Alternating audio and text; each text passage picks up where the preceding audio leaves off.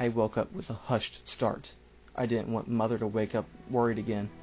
Burning sensations weren't far behind. The invisible burns lingered for a few minutes, with me shaking and shivering in agony. The pain passed as normal, and I looked at the clock.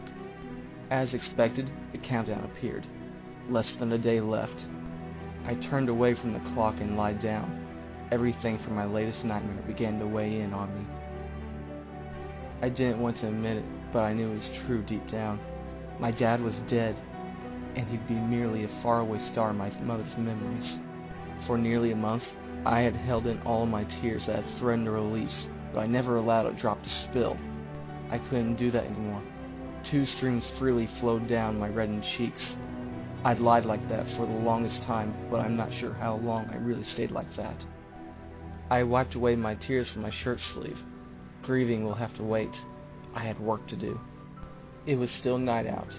I sneaked in my dad's study, careful not to make a sound. It wouldn't do to have my mother wake up and discover me awake in the middle of the night. I couldn't risk her not taking me to the concert. When I reached the office door, it pushed open with a silenced, piercing creak. Hopefully my mom didn't hear it. I went over to my dad's desk and searched the underfoot. The rug was just under the desk. Under the rug, I found the key Dad told me I'd find. I was certain of it now. This situation was the real deal. I used the key on the locked drawer and pulled it open. In all the years I had lived in this house and explored it, I had opened all the drawers of this desk for some reason or another. Never had I ever opened this drawer before.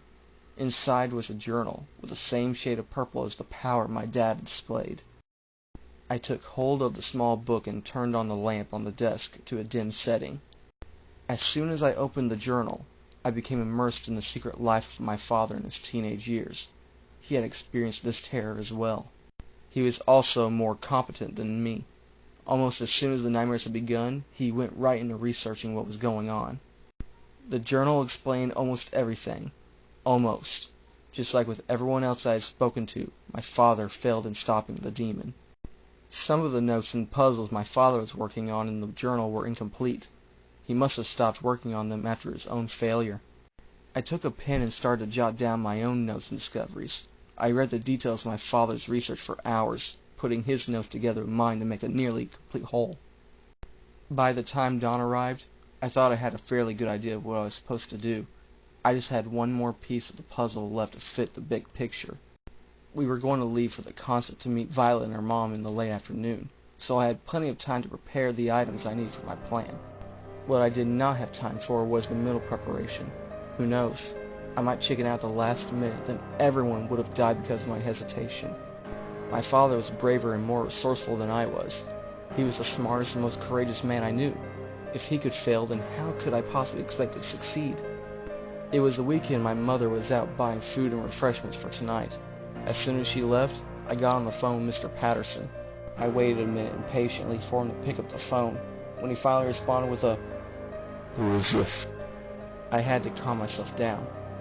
"Mr. Patterson, this is Chase Ward from earlier." The author was quick to get down to business. "What did you find out? And how much time is left on the countdown?" "I think I've found out nearly everything, and the countdown ends tonight. I just had one question for you." "What is it?" "Last time we spoke, you asked me not to go to sleep during twilight. Why did you say that?"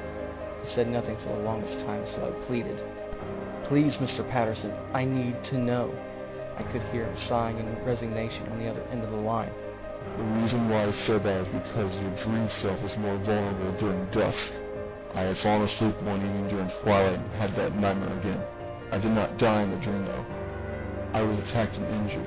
I received a deep gash to my arm. I ran away and hid from it. I had let so many people die. Maybe I was a coward for not trying to stop it. You wouldn't be wrong in calling me that. When I woke up, the damage to me wasn't invisible. I found the same gash on my arm and had to get medical attention. If I had died there, I would have died like all the rest of the people I let down.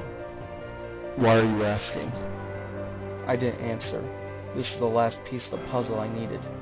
"Mr. Patterson, don't you think that if you were more vulnerable during dusk, then Cosmogog would be as well?" "I suppose." He dragged the last word in suspicion. "Why?" "I think I have a plan. I'm more than sure that he understood the implication of my words. He tried to say something, to beg me not to go through what I was clearly thinking of doing. I hung up my cell phone and turned it off. Standing in front of the bathroom mirror, I opened it to reveal the medicine cabinet behind it. My hands reached forward and curled around a bottle of my mother's sleeping pills. At the concert area, my mother and I made for Babel Tower. The tower was small and didn't have a big platform, but thanks to a few connections, we got to have it all to ourselves. When we arrived, Violet and her mother were already up there setting up chairs. Violet was quick to grab a hold of me and laid her head on my shoulder. Our mother snickered at the intimate contact, but Violet didn't seem to be bothered. We sat in our chairs, got out some snacks and drinks, and waited for the concert to begin.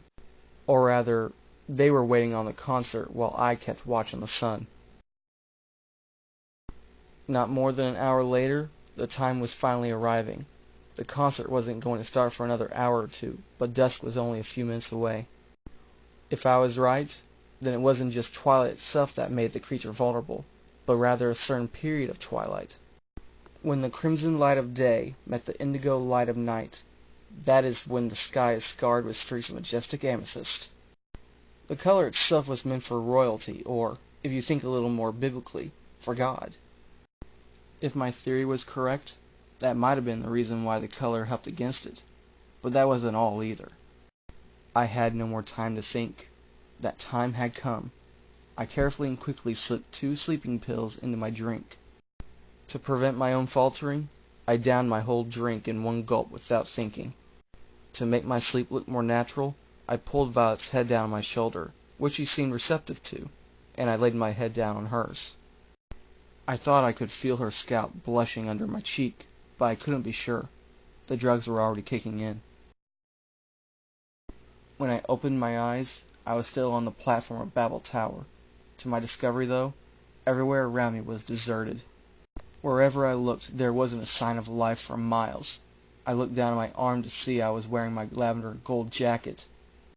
I immediately went on alert, scanning and turning in every direction. I noticed fog began to form around me. It was noticeably thinner than I had ever dreamed. "Where are you?" "Show yourself!" I threatened. For a second, I felt my hair stand on end and a cold, withering breath over my shoulder. Wrong move, boy. I jumped away from the dark voice. I turned to see what had been the bane of my existence. A dark hole had opened up behind me. I watched as the creature rose up out of the ground and float upward. It stood tall in the air, almost giant-like. Humanoid as it was, its skin was crystallized and looked like it was made from onyx. It had soulless, bloodthirsty eyes. There was no pupil of any kind. The demon flew closer to me. You sure enough come here, boy. It stretched its oversized tree-limb arms towards me. Steel-like claws were pointed at my neck. I was trying to keep hold of my nerves, but they were beginning to unravel. You are foolish to think you can stand against me. "You don't know what I can do!" I bellowed, trying to sound braver than I was. Is that so? The demon set foot on the platform and stepped closer, like it was a cat cornering a rat. I stepped back bit by bit, but tried to stand my ground. Well, I have to say, your father was even more foolish than you are to think you can stand against me. I could hardly believe the demon's words. My father believed I could do it. The demon raised its arm and tried to bring it down on me. I raised my arm above my head and the lilac barrier appeared. I bounced the attack back and even managed to surprise Cosmogod, if only a little. I found out that, although purple hues do help, the jacket I had was one of many stitched together with magical runes by a secret organization. They distributed these jackets out to the public for anyone who might have been dealing with this creature. After the first dream death, the runes attached themselves to the host to arm them with power to go against this particular evil. I see you've studied. Good. It'll make your death especially sweet to me. He relentlessly started to bring his claws down, striking at me with every movement from every angle. If there was one thing I could do, it was block. What's wrong, boy? You can only defend for so long. Cosmogod was right. My defense wasn't going to hold up and I had to concentrate. I can hardly wait. Your family and your friends will die, just like your father. Such delicious chaos and memories is what gives me such an appetite. That did it. I couldn't let him have my mom too. She was the only family I had left. Then my thoughts drifted to Violet. Despite me being utterly useless and shy, she sees something in me. I wasn't going to let them down. I wasn't going to let my father down. No, they won't! I pushed into him with my shield and forced him back. My counterattack had come. And what makes you think you defeat me? He spewed a napalm of freezing flames at me. I moved out of the way just enough and flashed forward. Once I was close enough, I leapt at him with a lion's heart. I flew into the air higher than I thought was possible. I pulled my hand back and screamed at the top of my lungs, "My will!" I grabbed his horned head and pushed us both over the railing. As we fell, I concentrated on my hands. "Now, for all the tears and suffering you caused, eat this!" My hands gave off a violet and golden glow. Energy burst from my hand like a river of power, and it took Cosmogod with it into the bone-shattering ground. And then I hit the ground. I sharply woke up. I began to panic a little. "Huh? What?" I uttered. Don't worry, you're fine, silly, Giggled the girl next to me. She was right.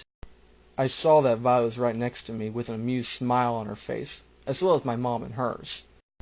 I took a quick look around. It was dark out, but everyone in the area was still there, alive and enjoying themselves. I did it. We did it. My dad and I. You know, you're kind of cute when you sleep like that. She laughed, recapturing my attention. She may have been laughing, but my next movement shocked her into silence. I wrapped my arms tight around her.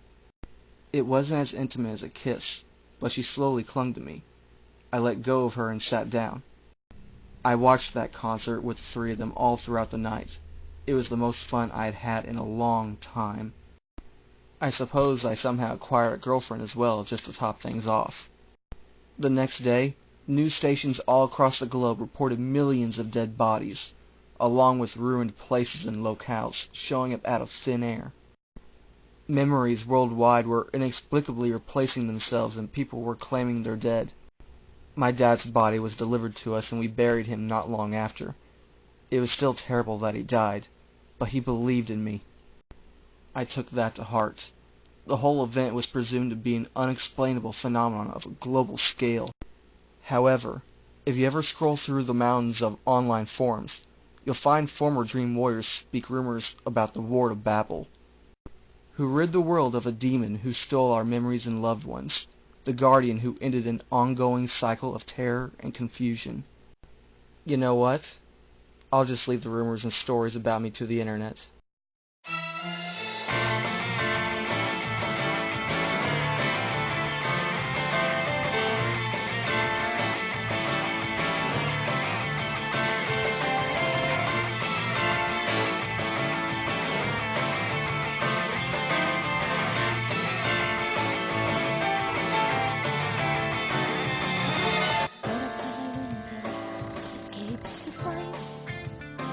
Inside the sleeping town, a role-playing game happens every night. Follow the instructions, don't ever lose your way in this part dazzling world.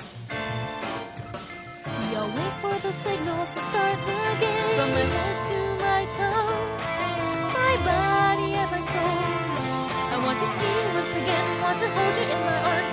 Into the night I go.